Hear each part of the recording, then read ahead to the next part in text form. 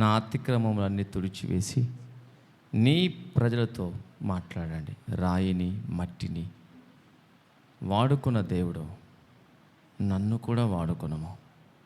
నీ ప్రజలతోనూ నాతోనూ నీ పరిశుద్ధాత్మ ద్వారా మాట్లాడి మహిమ పొందమని, ఈ వాక్యం అనేకులకు దీవెనకరం చేయమని యేసు నామములో ప్రార్థించడికి పొందినాం తండ్రి, ఆమేన్. కూర్చుందాం, మోకరించండి. దేవుని జీవాత్మ నా మీదకి రమ్మని పల్లవి పాడుకుందాం. అలాగే కొద్ది నిమిషాలు మోకరించండి.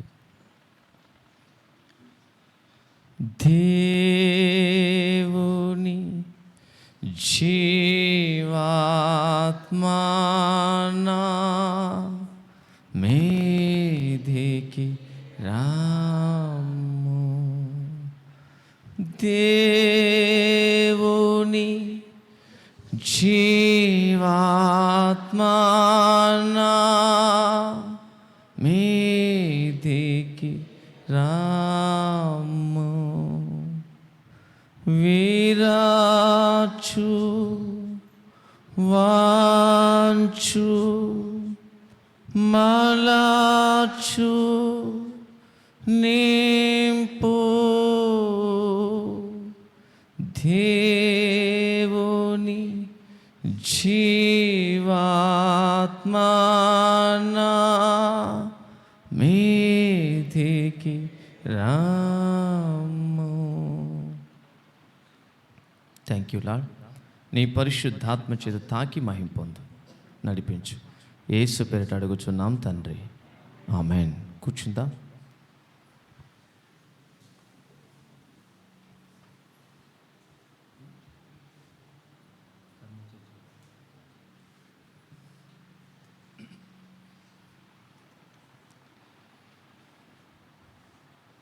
లూకా సువార్త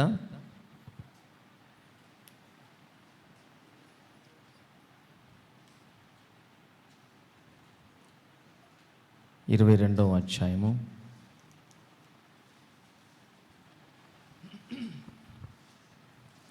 28వ వచనం.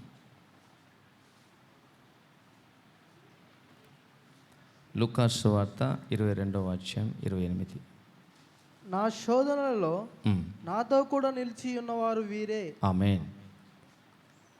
చూడండి, నా శోధనలలో నాతో కూడా నిలిచున్నవారు మీరే. పుట్టినట్లో నా శ్రమలలో నాతో కూడా నిలిచున్నవారు మీరే. దేవునికి మహిమ కలుగును గాక. హల్లెలూయా. చూడండి, ప్రభువైన యేసుక్రీస్తు తన 30 ఏట పరిచర్య ప్రారంభించిన తర్వాత ఆయన ప్రత్యేకంగా ఒక 12 శిష్యుల్ని తనతో పాటు సేవ చేయడానికి ప్రత్యేకించాడు. మత్తయి సువార్త 10వ అధ్యాయం 1వ వచనంలో ఆ సంగతిని మనం చూడగలం. వారికి అపోస్తులని పేరు పెట్టి ఆయన తన 12 మంది శిష్యులను పిలిచి అపవిత్రాత్మను వెళ్ళగొట్టుటకును ప్రతి విధమైన రోగములను ప్రతి విధమైన వ్యాధిని స్వస్థపరచుటకును వారికి అధికారం ఇచ్చెను. ఆ 12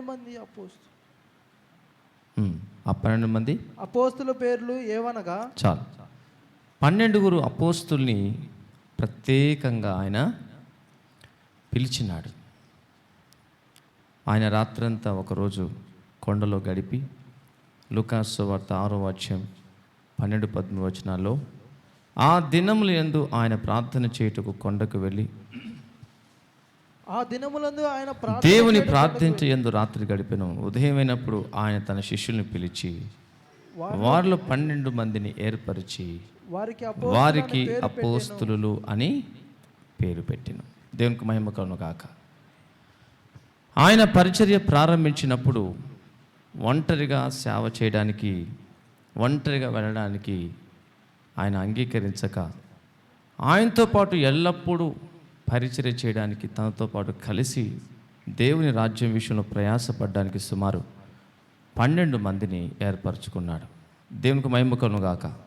ఆ తర్వాత మరలా లూకా సువార్త 10వ అధ్యాయం 1వ వచనంలో అటు తర్వాత ప్రభువు 70 మంది ఇతరులను నియమించి తాను వెళ్ళబో ప్రతి ఊరికి ప్రతి చోటికి తనకంటే ముందు ఇద్దరిద్దరినిగా పంపెను. మరలా 70 మందిని ప్రత్యేకించినాడు. అయితే ఈ 70 మందిలో 12 ప్రత్యేకంగా ప్రభు కొరకు నియమించబడిన వారు.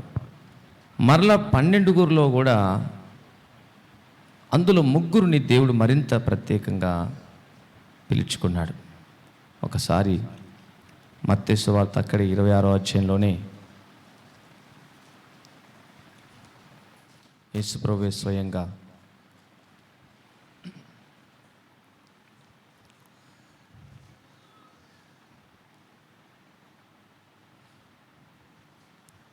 ముప్పై 6వ వచనం.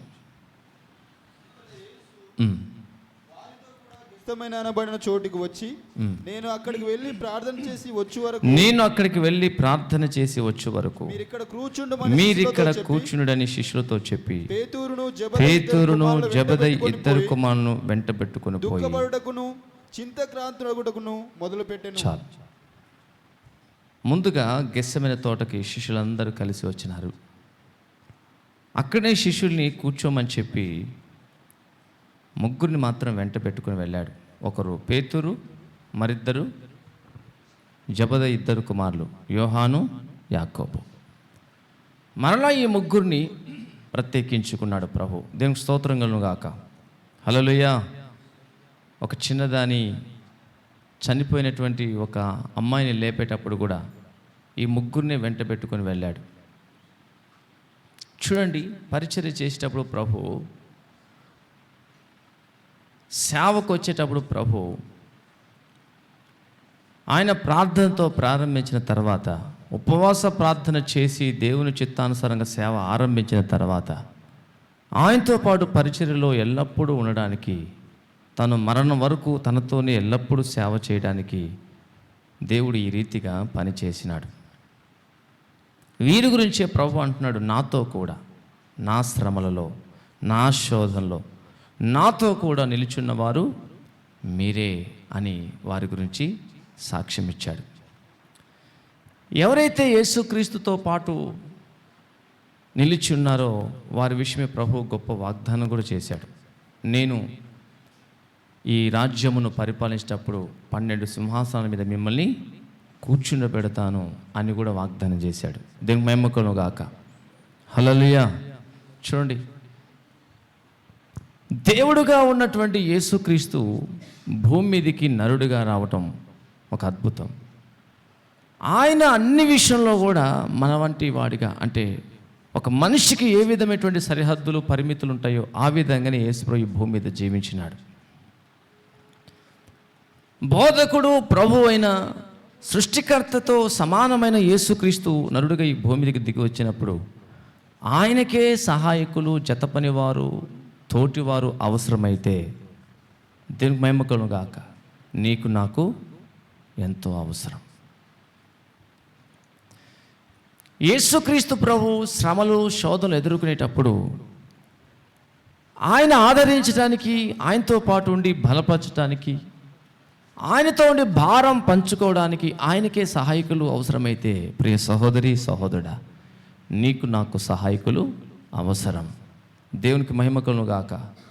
నాకెవరు అవసరం లేదు, నాకు ఏ మనిషి తోడు అవసరం లేదు, నాకు ఏ వ్యక్తి అవసరం లేదు, నేను ఒక్కడిగా ఉంటాను, ఒంటరిగా వెళ్ళిపోతాను, ఒంటరిగా ఉంటాను అనుకుంటే గుర్తుపెట్టుకో, శత్రువుకు నువ్వు ఎర్రైపోతావు, శత్రువుకు నువ్వు చెరలో దొరికిపోతావు. బైబిల్ స్పష్టంగా చెప్తుంది, సహోదరులు ఐక్యతగా నివసించుట ఎంత మేలు, ఎంత మనోహరం. ఐక్యతలో ఆశీర్వాదం ఉంది, ఐక్యతలో ఉజ్జీవం ఉంది, ఐక్యతలో జీవం ఉంది. నాకెవరు అక్కర్లేదు, నేను ఒక్కనే భక్తి చేయగలను, నేను ఒక్కనే కుటుంబాన్ని కట్టుకోగలను, నేను ఒక్కనే బ్రతకగలను అనుకుంటే పొరపాటు. మన ప్రభుకి, మన సృష్టికర్తని యేసుక్రీస్తుకే ఈ భూమి మీద నడుగా సశరీరుడిగా సంచరించున్న కాలంలో ఆయనకే తోడు అవసరమైతే నీకు నాకు తోడు ఎంతో అవసరం. దేవుడు పలికిన మొట్టమొదటి ప్రతికూల మాట బైబిల్లో, నరుడు ఒంటరిగా ఉండుట మంచిది కాదు. మొట్టమొదటిగా మంచిది కాదు అని పలికిన మాట అదే.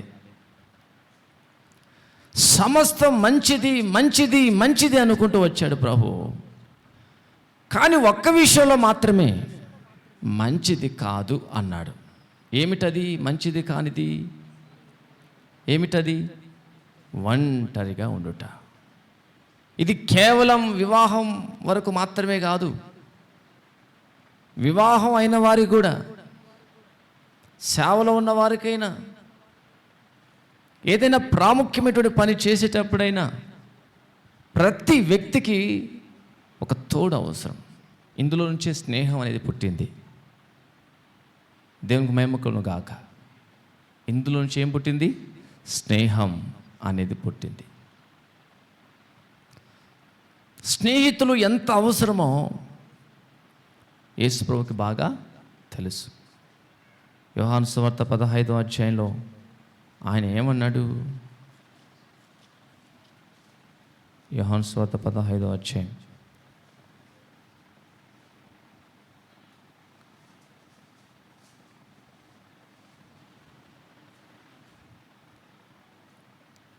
పద్నాలుగు వచనం. నేను మీకు ఆజ్ఞాపించు వాటిని చేసిన యెడల మీరు నా స్నేహితులయ్యుందురు. దాసుడు తన యజమానుడు చేయదాన్ని ఎరుగును గనుక ఇక మిమ్మల్ని దాసులని పిలవక స్నేహితులని పిలుచుచున్నాను. ఆమేన్. శిష్యులతో ప్రత్యేకంగా చెప్పిన మాట ఇది. ఇది మనందరికీ చెందినదే. మిమ్మల్ని దాసులు అని పిలవక ఎలా పిలుస్తున్నాను? స్నేహితులు. యేసుక్రీస్తు ప్రభువుకే స్నేహితులు ఉన్నారు. దేవునికి మహిమ కలుగును గాక. అబ్రహాము కూడా యెషయా గ్రంథం 41వ అధ్యాయంలో అబ్రహాము గురించి ప్రభు ఏమన్నాడు ఒకసారి చూడండి. యెషయా 41వ అధ్యాయం తీయండి ఒకసారి. 8వ వచనం. యెషయా 41. నా సేవకుడు అని ఇశ్రాయేలు, నేను ఏర్పరచుకుని యాకోబు, నా స్నేహితుడైన అబ్రహాము సంతానమా అన్నాడు. ఏమన్నాడండి? నా స్నేహితుడైన అబ్రహాము సంతానమా అని పిలిచినాడు కదా. ఎట్లా పిలిచాడు చూడండి, అంత అద్భుతం. యాకోబు పత్రిక 2వ అధ్యాయం 23వ వచనం. కాబట్టి అబ్రహాము దేవుని నమ్మెను, అది అతనికి నీతిగా ఎంచబడెను అని లేఖ నెరవేర్చబడెను. మరియు దేవుని స్నేహితుడు పేరు కలిగెను అని ఎవరికి పేరు కలిగింది? అబ్రహాముకి. చూసారా, దేవుడికి కూడా స్నేహం అవసరం. దేవునికి స్తోత్రం. స్నేహితునితో సహజంగా మనం ఏం చేస్తామంటే మన అంతరంగిక విషయాలు పంచుకుంటాం. అందరితో పంచుకోం, అందరితో మన హృదయంలో వాటిని పంచుకోం. ఎందుకంటే అన్ని విషయాలు అందరితో పంచుకుంటే వారు మనల్ని నవ్వుల పాలు చేస్తారు, మనల్ని అపాస్పాలు చేస్తారు, మన గురించి ఎక్కడెక్కడో చెప్పి మన గౌరవాన్ని పరువుని పాడు చేస్తారు. స్నేహితుడైతే మన క్షేమాన్ని కోరుకుంటాడు, మన మేలు కోరుకుంటాడు, అవసరమైతే మన కొరకు ప్రాణమైనా అర్పిస్తాడు. మన కొరకు తన ప్రాణమే ఇచ్చేంతగా ప్రేమగైన స్నేహితుడు మన గురించి నెగిటివ్గా బ్యాడ్గా చెప్పుకుంటూ తిరగలేడు, మన గౌరవాన్ని మన పరువుని పాడు చేయడు. కాబట్టి స్నేహితులతో అంతరంగిక విషయాలు పంచుకుంటాం. దేవుడు కూడా అబ్రహాముతో తన అంతరంగిక విషయాలను కూడా పంచుకున్నాడు. ఆదికాండం 18వ అధ్యాయంలో ప్రభువే స్వయంగా ఒక మాట అన్నాడు.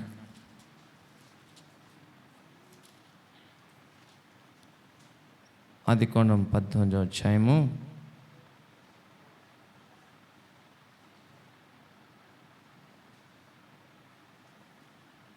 17వ వచనం. నేను చేయబో కార్యము అబ్రహామునకు దాచేదనా. అబ్రహామునకు దాస్తానా నేను? సహజంగా స్నేహితులతో మన అంతరంగిక విషయాలు దాయం, అన్నీ పంచుకుంటాం. ఎందుకంటే అన్నిటినీ అర్థం చేసుకుంటాడు కాబట్టి. మొదటి నుంచి మనతో ఉన్నవాడు, మన సంగతులను ఎరిగినవాడు, మన బలాలు బలహీనతలు ఎరిగినవాడు గనక మన అంతరంగిక విషయాలు, రహస్య సంగతుల్ని వారితో పంచుకున్నప్పుడు, మన బాధలు, వేదనలు, సంతోషములు వారితో పంచుకున్నప్పుడు వారు అర్థం చేసుకుంటారు. కాబట్టి వారితో మనం షేర్ చేసుకుంటాం. అబ్రహామును దేవుడు స్నేహితుడిగా భావించాడు కాబట్టి తను చేయబో కార్యం అబ్రహాముకి దాస్తానా అన్నాడు. దేవునికి మహిమ కలుగును గాక. అంత దగ్గర సంబంధం ఉంది. ఇంకా 16వ వచనంలో అద్భుతంగా ఒక మాట ఉంది. అప్పుడు మనుషులు అక్కడ నుండి లేచి సొదొమ తట్టు చూసిరి. అబ్రహాము వారిని సాగనంపుటకు వారితో కూడా వెళ్ళాను. ఎలా వెళ్ళాడు? ఎట్లా ఉంది వాళ్ళ స్నేహం? సాగనంపేంత అంటే అబ్రహాం చాలా సన్నిహితంగా ఉన్నాడు. దేవదూతలు అబ్రహాము ఇంటిని దర్శించగలిగినంత యోగ్యంగా ఉన్నారు. దేవునికి స్తోత్రం కలుగును గాక. హల్లెలూయా. దేవదూతలతో సావాసం చేయగలిగినంత యోగ్యత అబ్రహాము సంపాదించుకున్నాడు. అబ్రహాం ఇంటికి దేవుడు స్వతహాగా స్వచ్ఛందంగా రాగలిగినంత ఆత్మీయత సంపాదించుకున్నాడు. అబ్రహాం సాగనంపుతున్నాడు. ఒక మనిషిని సాగనంపినట్టుగా సాగనంపుతున్నాడు. స్నేహితులనే కదా మనం సాగనంపేది, అవునా కదా? ఇష్టం లేకపోయింది అనుకో, పో అని చెప్పి ఇంట్లోకి వెళ్ళిపోతాం. వెళ్తానండి, వెళ్ళొస్తానండి అన్నారు అనుకోండి, వాళ్ళు ఏం చేస్తాం? మనం వాళ్ళ దారిన వాళ్ళని వెళ్ళనిచ్చి మన దారి మనం వెళ్ళిపోతాం. సహజంగా మనం చేసే పని ఇదే. కానీ మనకి ఇష్టమైన వాళ్ళు ఎవరైనా పోతున్నారు అనుకోండి, వాళ్ళు గేటు దాటేదాకా వాళ్ళ వెంట వెళ్తాం. అవునా కాదా? అవునంటారా కాదంటారా? ఇష్టం లేని వ్యక్తి వచ్చారనుకోని ఎప్పుడు పోతాడా వీడు బయటికి అనిపిస్తుంది. ఇక పోతూ ఉంటే ఉండమని చెప్పకుండా, ఉండమంటే ఇక్కడ ఊరి అవుతాడేమని పోయేవాని పొమ్మంటాం. ఎందుకంటే ఉంటే ఉపయోగం లేదు. దేవుడు కూడా అంతే. 3 సంవత్సరాల నుండి చూస్తున్న ఈ చెట్టుని నేల సారాన్ని లాగేస్తుంది, నీళ్లు తాగేస్తుంది, తోటమాలి ప్రయాస తినేస్తుంది, కానీ ఫలితం ఏమీ లేదు. ఇది ఉండటం అవసరమా అని యజమాడు ఏమనుకున్నాడు? ఓడబీకేద్దాం అనుకున్నాడు. తోటమాలి కనికరంగా వాడు ఈ సంవత్సరం కూడా ఉండనేమో, ఫలిస్తే సరి, పండ్లు కాస్తే సరి, లేకపోతే ఎందుకు నేల నిస్సారం అయిపోవాలి? ఎందుకు ఈ స్థానం అంతా ఇది ఆక్రమించాలి? ఎందుకు ఫలాలు లేకుండా ఇది ఉండాలి? ఒట్టి నీడతో సర్దుకుందామా? లేదు, అన్ని విధాలుగా ఉపయోగం ఉండాలి. దేవునికి స్తోత్రం కలుగును గాక. నీడతో అడ్జస్ట్ అవుదామా?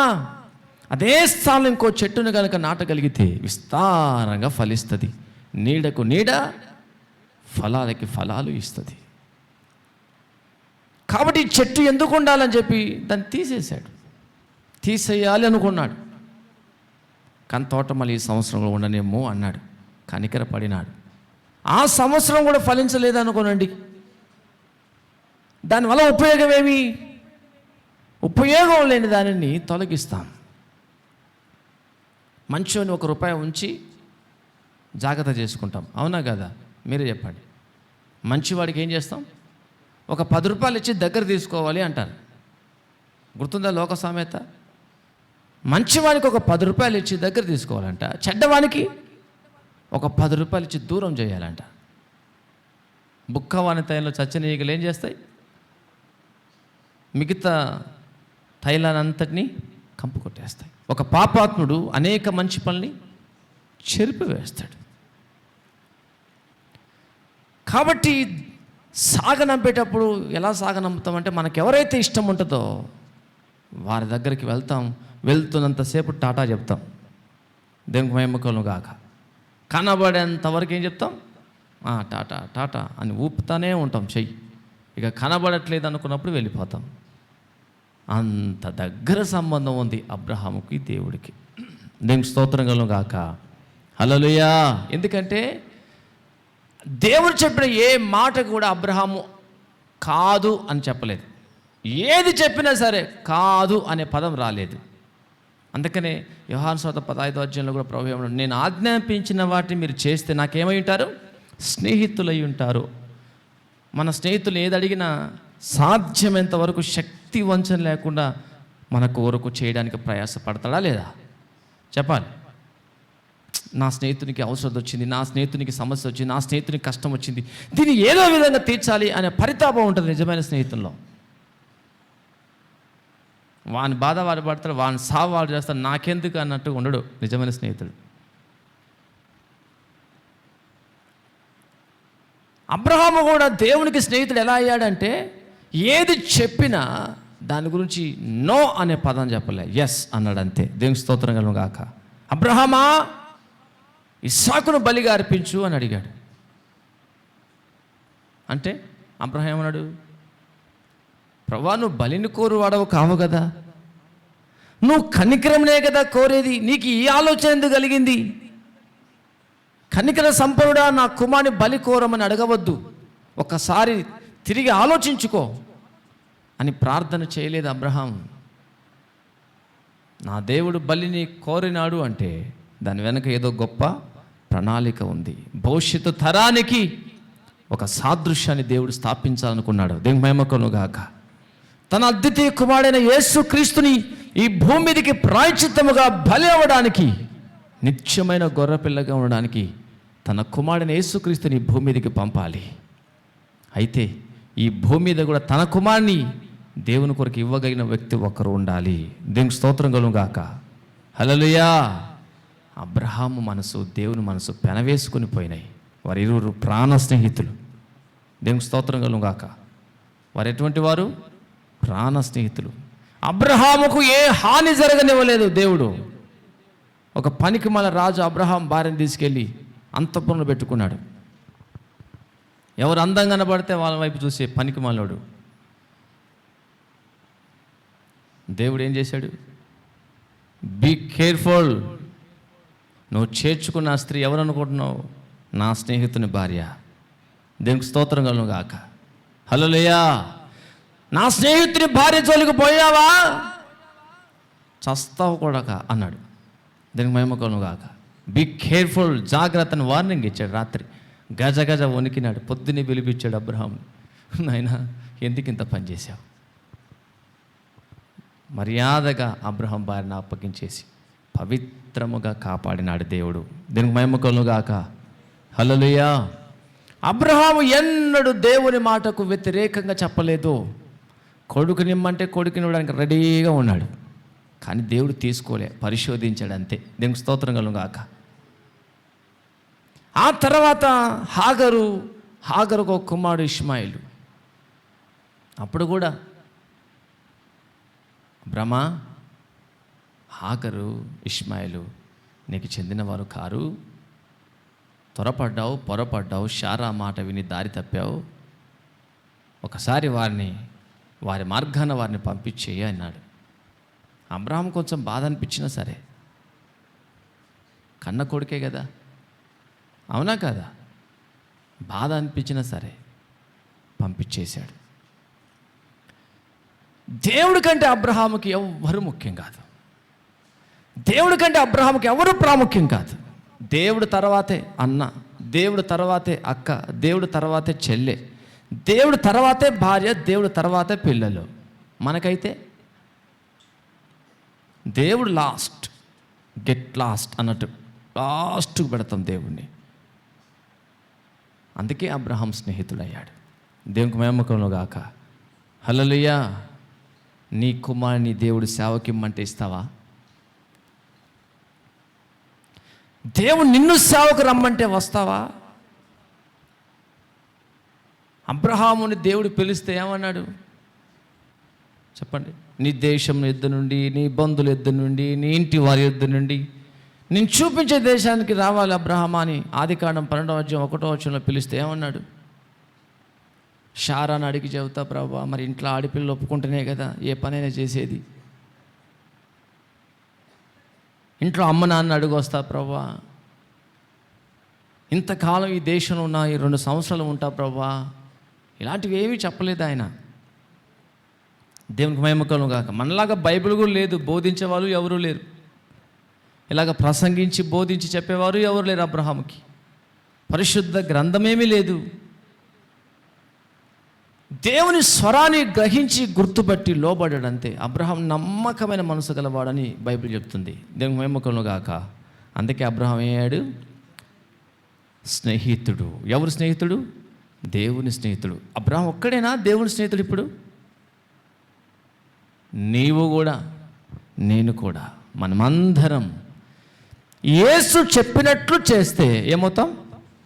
స్నేహితులం అవుతాం. యేసు ఏది చెప్పినా అది చేయాలి. యేసు చెప్పింది చెయ్యం, యేసు చెప్పేవి చెయ్యం. ఏవి చేస్తాం? మనకు నచ్చినవి చేస్తాం, మనం మెచ్చినవి చేస్తాం, మనకు అవసరమైనవి చేస్తాం. కొన్నిసార్లు సాతాను చేత భ్రమపరచబడి వెలుగుదూత చేత పట్టబడి దేవునికి వ్యతిరేకమైన కార్యకలాపాలు చేస్తూ తిరుగుతూ ఉంటాం.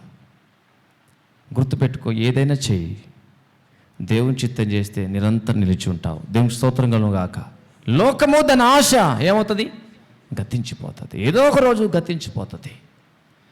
దేవునికి విరోధముగా, దేవుని చిత్తానికి ప్రతికూలంగా నువ్వు చేసే ప్రతి పనికి ఒకరోజు ఫుల్ స్టాప్ ఉంది. దేవుని చిత్తం చేస్తే నిరంతరం నాన్ స్టాప్. దేవుని చిత్తం చేయదుము గాక. హల్లెలూయా. దేవుని చిత్తమే నెరవేర్చుదుము గాక. మన ప్రభువుకి ఏ విధంగా స్నేహితులు అవసరమైనారో ప్రియ సహోదరి సహోదరుడా, నీకు కూడా స్నేహితులు అవసరం. అయితే నీవు ఎంపిక చేసుకునే స్నేహితుడు, నీతో ఉండాలనుకునే స్నేహితుడు ఎటువంటి వాడై ఉండాలి అంటే, చూడండి ఒకసారి తిమోతి పత్రిక తీయండి.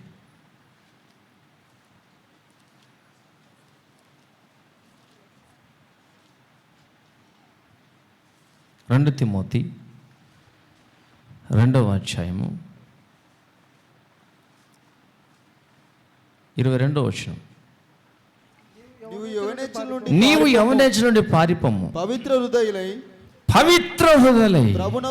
ప్రభువునకు ప్రార్థన చేయు వారితో కూడా నీతిని, విశ్వాసమును, ప్రేమను, సమాధానమును వెంటాడుము. దేవునికి మహిమ కలుగును గాక. చూడండి, ఏమి? నీతి, విశ్వాసం, ప్రేమ, సమాధానం, ప్రార్థన జీవితం. ఇలాంటి వారితో నువ్వు నేను కలిసి ఉండాలి. భక్తిహీనులతో సావాసం చేయవాడు ఎంతో కాలం పట్టదు భక్తిహీనుడిగా మారడానికి. ప్రార్థన జీవితం లేని వ్యక్తితో సావాసం చేస్తే ఏదో ఒక రోజు ఇతడు అతని జీవితాన్ని పాడు చేస్తాడు. ప్రార్థన జీవితం లేకుండా, పరిశుద్ధత లేకుండా, నీతి లేకుండా, సమాధానం లేకుండా ఇలాంటి వారితో కనుక నీవు కలిసి మెలిసి తిరుగుతూ, కలిసి వారితో ఉంటూ, కలిసి వారితో తింటూ, కలిసి వారితో వెళ్తూ ఉన్నట్లయితే ఏదో ఒక రోజు వారి ప్రభావం, స్వభావం నీ మీద కూడా పనిచేస్తుంది.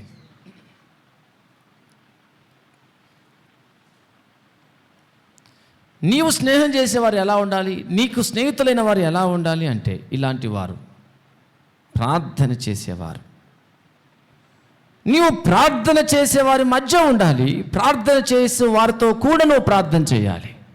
ప్రార్థన చేసేవారి మధ్య ఉండి నువ్వు సోమవారంలాగా ప్రార్థన చేయకుండా ఉంటే వారిని ఏం చేస్తావు?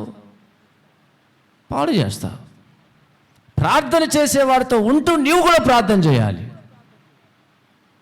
నీతి కోసం బ్రతికే వారి మధ్య ఉంటూ నీవు కూడా నీతిగా బ్రతికేందుకు ప్రయత్నం చేయాలి. సమాధానం కోరుకునే వారి మధ్య ఉంటూ నీవు సమాధానంగా ఉండాలి. నీవు గనక భక్తిహీనుడు అయితే అనేకులు చెరుపుతావు. 2 తిమోతి 2వ అధ్యాయం 16వ వచనం. అపవిత్రమైన వట్టి మాటలకు విముఖుడవై ఉండుము. అట్టి మాటలాడువారు ఎక్కువగా భక్తిహీనులకు. చూసారా, వట్టిగా మాట్లాడుతూ ఉంటారు, ప్రార్థన చేయరు. ఊరికే వాదాలు, తర్కాలు చేస్తారు, ప్రార్థన చేయరు. కింద చూడండి, కింద ఉంది.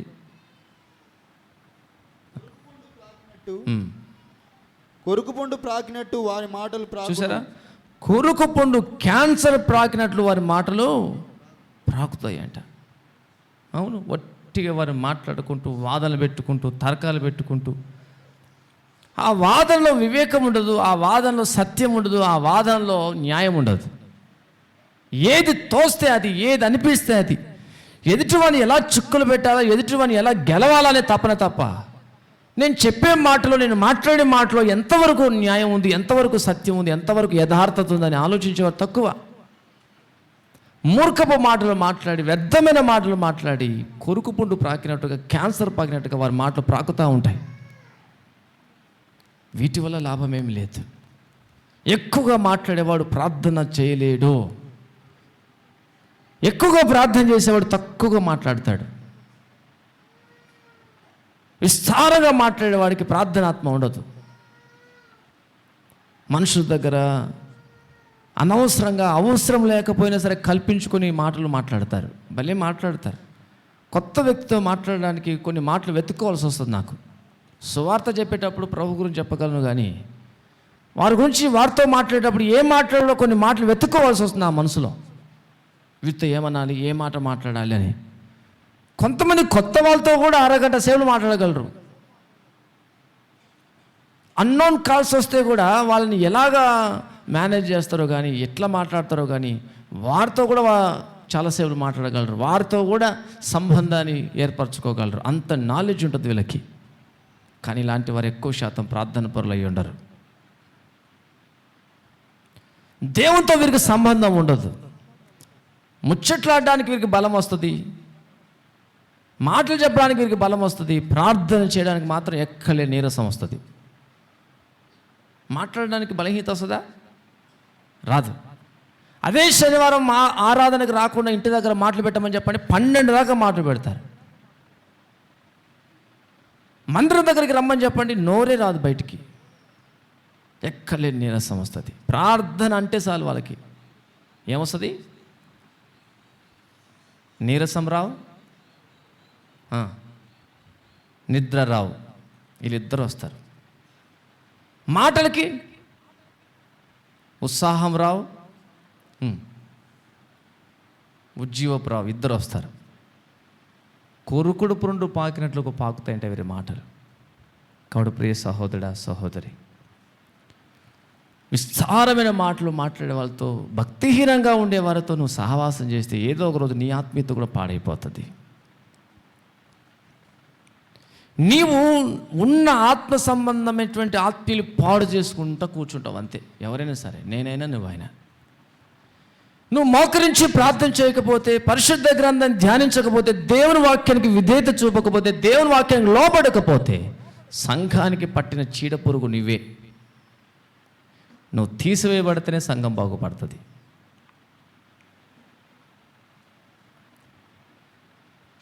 అప్పుడప్పుడు నూతనంగా జమ చేయబడిన, నూతనంగా వచ్చినటువంటి విశ్వాసులను కూడా నీ మాదిరైన జీవితం ద్వారా పాడు చేస్తావు. ఊరికే చూడ్డానికి మాత్రం మనిషి, కానీ నిష్ప్రయోజనం. ప్రార్థన జీవితం లేదు. బైబిల్ చెప్తుంది, ప్రార్థన చేయవారితో కూడా ఒట్టి ప్రసంగాలు వింటే ఏం లాభం? ఒట్టిగా దేవుని వాక్యం వినుకుంటూ ఉంటే ఏం లాభం? లోబడకుండా వింటే ఏం ప్రయోజనం?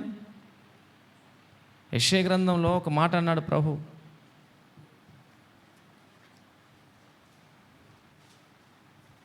యెషయా గ్రంథం 1వ అధ్యాయంలో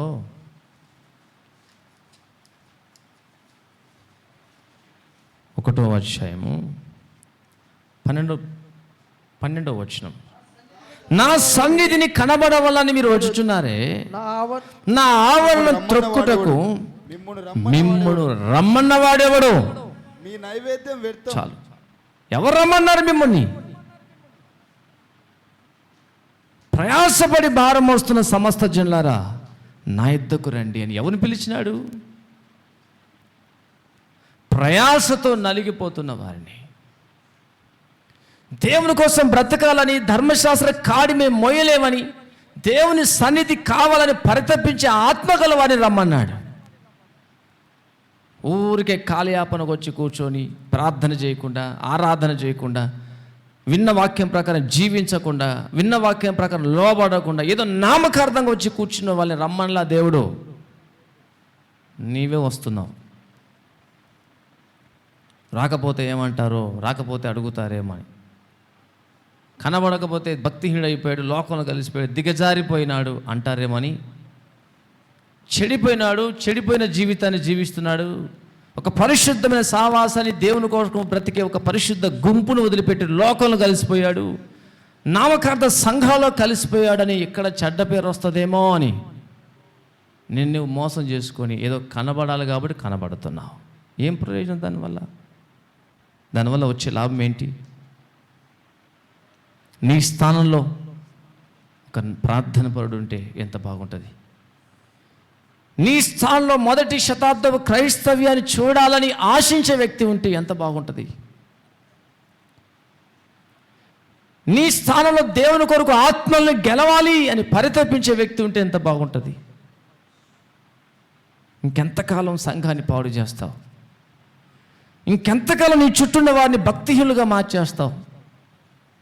ఇంకెంతకాలం లోక సంబంధంగా జీవిస్తూ నీ జీవితం ద్వారా నీవు చూపించే మాదిరి, చెడ్డ మాదిరి ద్వారా ఇంకెంతమంది పాడు చేసుకుంటూ కూర్చుంటావు?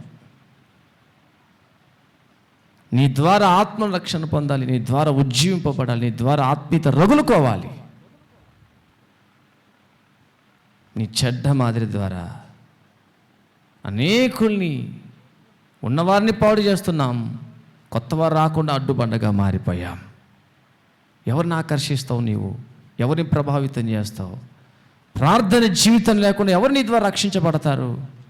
దేవుని వాక్యం లోబడకుండా ఎవరు నీ వలన ప్రభావితం అవుతారు? నిన్ను బట్టే కదా ప్రభు నామానికి అవమానం, నిన్ను బట్టే కదా అనేక ఆత్మలకు అభ్యంతరం. సహోదరుడా, సహోదరి, నా మాటలు ముగించగోరుచున్నాను. నువ్వు దేవుని స్నేహితుడు కావాలి, ప్రభుకు నువ్వు స్నేహితుడిగా ఉండాలి, ఆయన భారాన్ని పంచుకోవాలి. చూడండి, బైబిల్లో పౌలు కూడా ఒక్క విషయం నేను చాలా ఆశ్చర్యపోతాను. ఒకసారి తీయండి, 2 కొరింథీ 2:12 పౌలు హృదయంలో ఉన్నది ఒక్కసారి చూడండి. స్నేహం ఎంత ప్రభావితం చేస్తుందో ఒక్కసారి చూడండి. 2 కొరింథీ 2:12 చదువు. క్రీస్తు సువార్త ప్రకటించుటకు నేను త్రోయకు వచ్చినప్పుడు ప్రభువునందు నాకు మంచి సమయం ప్రాప్తించి ఉండగా సహోదరుడైన తీతు నాకు కనబడనందున నా మనసులో నెమ్మది లేక వారి యొద్ద సెలవు తీసుకొని అక్కడి నుండి మాసిదోనియాకు బయలుదేరి. చూసారా, అక్కడ వాక్యం చెప్పడానికి మంచి అవకాశం దొరికింది, పరిచయం చేయడానికి పౌలుకు మంచి అవకాశం దొరికింది. కానీ మనసులో నెమ్మది లేదు. సేవ చేద్దామంటే ఎందుకు లేదు నెమ్మది? చెప్పాలి. తీతు ఎవరు? పౌలుతో పాటు పని చేస్తున్న దైవజనుడు, జత పనివాడు పౌలుకి. దేవునికి మహిమ కలుగును గాక. తీతు కనబడకపోయేసరికి పౌలుకి ఏమనిపిస్తుంది? నెమ్మది లేక, ఆవేదనతో అక్కడ ఎక్కువ కాలం సేవ చేయలేదు. అక్కడ సెలవు తీసుకున్నాడు, ఇంకో చోటుకు వెళ్ళిపోయినాడు. అంటే వాళ్ళిద్దరి మధ్య ఎంత ప్రేమ ఉంది కదా. నువ్వు కనబడకపోతే నెమ్మది లేకుండా ఉండేవాళ్ళు ఉన్నారు ఒకరనే ఇక్కడ? పోతే పోయిందిలే ఈ పనికి మాలుడని ఆనందిస్తున్నారా? పోతే పోయినాడు ఇలాంటి ఉంటేం లేకుంటేం, ఉన్న ఒకటే పోయినా ఒకటే అన్నట్టుగా ఉన్నారా? తీతు కనబడకపోతే పౌలుకి నెమ్మది లేదు. ఎందుకంటే తీతు ఏం చేస్తున్నాడు చూడండి ఒకసారి. అక్కడే 2 కొరింథీ 7:6 అయినను దీనులను ఆదరించు దేవుడు తీతు రాకవలన మమ్మును. అబ్బా, తీతు పౌలు కనబడితే తీతు వల్ల పౌలుకి ఏం దొరుకుతుంది? ఆదరణ, ధైర్యం, ఆనందం, ప్రోత్సాహం, సంతోషం కలుగుతుంది తీతు వస్తే. నీవు కూడా దైవజన్ దగ్గరికి వస్తే దైవజన్ ఎలా అవ్వాలి? ఆదరణ పొందాలి. ఆదరణగా మారావా? అభ్యంతరంగా మారావా? నీవు దేవునికి ఉపయోగకరంగా ఉండాలి, దైవజనునికి ఆదరణగా మారాలి. నీవు దేవునికి మహిమ కలుగును గాక. హల్లెలూయా. అందుకనే తీతు కనబడకపోతే పౌలుకి నెమ్మది లేదు. తీతు కనబడితే పౌలుకి ఆదరణ. నిన్ను చూడగానే దైవజనుడు ఆదరింపబడాలి. నిన్ను ఎప్పుడు చూడాలా అని పరితపించాలి. అలా ఉండాలి నీ జీవితం. తిమోతి పత్రికలో మరొక వ్యక్తి తీతులాగానే చాలా చాలా ఆత్మీయంగా ఉన్న వ్యక్తి. 2 తిమోతి 1:3-5 నా ప్రార్థన యందు ఎడతెగక నిన్ను జ్ఞాపకం చేసుకొనుచు నీ కన్నీలను తలుచుకొని నీ కన్నీలను తలుచుకొని నాకు సంపూర్ణ ఆనందం కలుగుటకు నేను చూడవల్లని రేయింబగలు అపేక్షించుచు అందున నిష్కపటమైన విశ్వాసం. చూసారా, రేయింబగలు అపేక్షించు. తర్వాత చదువుకొని మొత్తం వచ్చిన రాత్రి పగులు ఆశపడుతున్న తిమోతిని చూద్దామని. ఎందుకని? తిమోతిని చూస్తే సంపూర్ణ ఆనందం కలుగుతుంది పౌలుకి. దేవుని మహిమకును గాక. హల్లెలూయా. తిమోతి కనబడితే, తిమోతి తన ఎదుట నిలబడితే పౌలుకు లెక్కలేని అంత ఆనందం, సంపూర్ణ ఆనందం, సంతోషం. కొంచెం కొంచెం కాదు. కొంతమంది చూస్తే ఒక విషయం సంతోషిస్తాం, ఇంకొక విషయం బాధపడతాం. ఓకే, మందిరానికి వస్తున్నాడు, గుడ్, ఆనందం. కానీ ఆత్మీయత చూస్తే బాధ. కొంతమంది బాధ పెట్టే వారికి, బాధ పెట్టడానికే పుడతారు కొంతమంది. ఎందుకు పుడతారు వాళ్ళు? చెప్పాలి, ఎందుకు పుడతారు? చేసిన మేలులు మర్చిపోయి కృతజ్ఞత లేని వారై మరింతగా సంఘానికి, దేవుని సేవకునికి ఏ విధంగా గాయపరచాలో అని బాధ పెట్టడానికి పుడతారు కొంతమంది. కృతజ్ఞత లేని వారు. అంత్య దినాల్లో కూడా అపాయకరమైన కాలాలు వస్తాయి. అందులో ఒకడు కృతజ్ఞత లేని వారు, చేసిన మేలు మర్చిపోయేవారు, పడిన ప్రయాసను మర్చిపోయిన వాళ్ళు, కృతజ్ఞత లేని వారు. ఈ అంత్య దినాలు అలాంటి వారు ఉంటారు. గాయాలు చేసే వాళ్ళు అధికంగా ఉంటారు అంత్య దినాల్లో. సద్భక్తితో బ్రతుకను ఉద్దేశించి వారందరూ హింస పొందుతారంట. ప్రభు కొరకు రోషం కలిగి యథార్థంగా బ్రతికే వాళ్ళకి అనేక మంది శత్రువులు తయారవుతారు. కపట సహోదరులు కూడా బయలుదేరుతారని పౌలే చెప్పాడు. ప్రియ సహోదరి, సహోదరు, నా మాట నేను ముగిస్తున్నాను. నీవెలా ఉన్నావు? నిన్ను చూసి దైవజనుడు ఆదరించబడతాడా? నిన్ను చూసి సంతోషిస్తాడా? సంపూర్ణ ఆనందం అనుభవిస్తాడా? నువ్వు దేవుని స్నేహితుడివేనా? ప్రభు చెప్పినవన్నీ చేసేంత సిద్ధ మనసు నీకు నాకుందా? నీ స్నేహితులు దేవుని ప్రేమించేవారేనా? దేవుని ప్రేమించేవారిని కూడా పాడు చేసే వ్యక్తివా? ఒకసారి నీ లైఫ్ చెక్ చేసుకో. ఎంతమంది నీ ద్వారా ప్రభు దగ్గరకు వచ్చారు, ఎంతమంది నీ ద్వారా చెడిపోయినారు? ఒకసారి చెక్ యువర్ హార్ట్. నీవు ఎంతమందిని ప్రభులోకి నడిపించావు? ఎంతమంది నీ ద్వారా ప్రభుకు దూరంగా జరిగిపోయారు, లేదా కనీసం భక్తిహీనులుగా మారిపోయినారు? మనల్ని మనం పరిశీలించుకుందాం. ప్రభు ఈ కొద్ది మాటలు మన వెనుకలో దీవించి మన ఆత్మీయ జీవితాల్ని సరిచేయునుగాక. ఆమేన్. లేచిన పడండి, ప్రార్థన చేసుకుందాం. ప్రార్థన చేసుకుందాం. తండ్రి, ఈ ఉదయకాలం హెచ్చరికగా కొన్ని విషయాలు మీరు మాతో మాట్లాడినారు.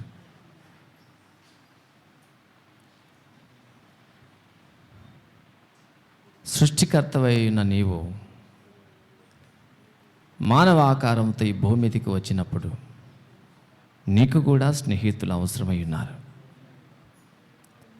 నీకు కూడా ఆదరించేవారు అవసరమై ఉన్నారు.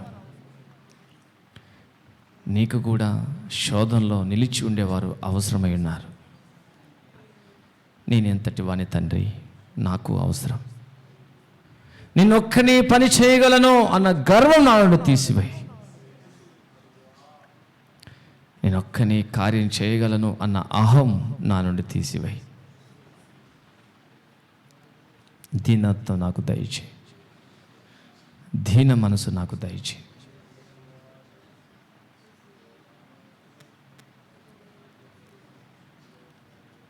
దీన హృదయం నాకు దయచేయి.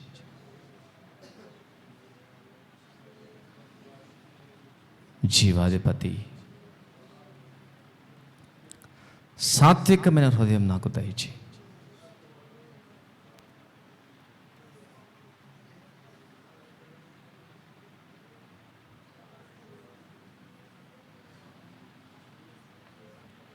చేద్దాం, ప్రార్థన చేసుకుందాం. నువ్వు ఒక ప్రార్థన పరుడు అయి ఉండి చుట్టూన్న వారిని ప్రార్థన పరులుగా తయారు చేయవలసింది పోయి నువ్వు చెడిపోయి నువ్వు చుట్టూన్న వారిని చెడగొడుతున్నావు సహోదరుడా. ఎవరెవరు నీ ద్వారా దేవునికి దూరం అయ్యారో వారందరి దగ్గరికి వెళ్ళి పశ్చాత్తాపడు. ఎవరెవరు నీ ప్రవర్తన ద్వారా, నీ జీవితం ద్వారా గాయం చేసావో వారందరి దగ్గరికి వెళ్ళి సమాధానపడు. ఇంతవరకు ఆత్మలు రక్షణ పొందకుండా ఎంతో అభ్యంతరకరంగా, ఆటంకంగా మారావు. పశ్చాత్తాపడు. దేవుని సన్నిధిలో కనబడుతున్నావు కానీ ఏమి ప్రయోజనం? వాక్యాన్ని లోపలికి తీసుకోవు, వాక్యం బట్టి బ్రతకవు, వాక్యానికి లోబడవు, భక్తిహీనుల సంఖ్యను అధికం చేసే పనిలో బిజీగా ఉన్నావు. నీ ద్వారా అనేకులు చెడగొట్టేస్తున్నావు. శనివారం రాకుండా ఆగిపోయావు. నీకులాగానే అనేకులు శనివారం రాకుండా నేర్చుకున్నారు. సంఘాన్ని సాతానుగా అది నాశనం చేస్తుంది. నీవు నేనే నీ చెడ్డ మాదిరి ద్వారా సంఘాన్ని నాశనం చేస్తున్నావు. ప్రార్థన చేయవలసిన నీవు, కుటుంబంలో ఎన్నో పోరాటాలు ఉన్నాయి, ఎన్నో కష్టాలు ఉన్నాయి, ఎన్నో సమస్యలు ఉన్నాయి. వాటన్నిటి కొరకు సంఘంలో వచ్చి మొరపెట్టాల్సింది పోయి, ఒకరితో ఒకరు సమస్యలు పంచుకొని ప్రార్థన చేయవలసింది పోయి, ఓ భక్తిని పోగొట్టుకొని ఆత్మీయతను చల్లార్చుకొని ఎంత బుద్ధిహీనంగా ప్రవర్తిస్తున్నాం. చేద్దాం, ప్రార్థన చేద్దాం, పశ్చాత్తాపడదాం. ఈరోజు నుంచినైనా ఒక మంచి నిర్ణయం తీసుకో. ఇప్పుడు దాకా నిన్ను నష్టపరిచింది చాలు ప్రభువా, ఈ రోజు నుండి కొత్త జీవితం నాకు ఇవ్వండి యేసయ్య అని అడగండి. అందరు నోరు తెరిచి.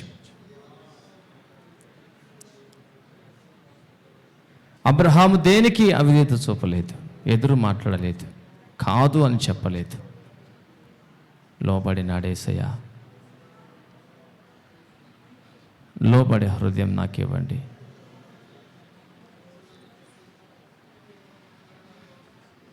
లోబడే జీవితం నాకు ఇవ్వండి. లోబడే బ్రతుకు నాకు ఇవ్వండి.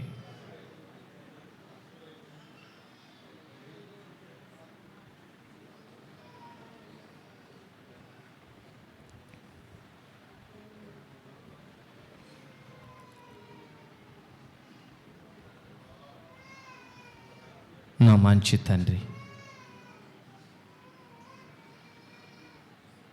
మాదిరి లేని జీవితాన్ని జీవించి అనేకుల్ని పాడు చేయనియవద్దు ప్రభా. మాదిరికైన జీవితాన్ని మాకు ప్రసాదించు. ప్రతిదాన్ని వ్యతిరేకంగా తీసుకొని వ్యతిరేకంగా ఆలోచించి అనేకులకు అవే తలంపులు నూరిపోసి వారి మనసులో కూడా చెరిపి పాడు చేసి ఆ బుద్ధిహీనత నాలోకి రానివద్దు ప్రభా. ప్రేమతో కట్టడానికి నాకు సహాయం చేయి తండ్రి. నీ ఘనమైన నామానికి మహిమ తెచ్చుకో. దయగా నీ చేతులకు కరములకు అప్పగించుకుంటున్నాను. కూడి వచ్చిన ప్రతి బిడ్డను తాకండి. ఎవరిని దాటిపోయే దేవుడు కాదు. లైవ్లో కూడా చాలామంది వింటున్నారు ప్రభా. ఈ మాటలను అర్థం చేసుకొని వారి జీవితాలు కూడా సరి చేసుకొని మాదిరికరంగా బ్రతకడానికి సహాయం చేయి. నీ ఘనమైన నామానికి మేము తెచ్చుకో. దయగా నీ చేతులకు కరములకు అప్పగించుకుంటూ యేసు నామములో ప్రార్థించి అడిగి పొందినాం తండ్రి. ఆమేన్, ఆమేన్.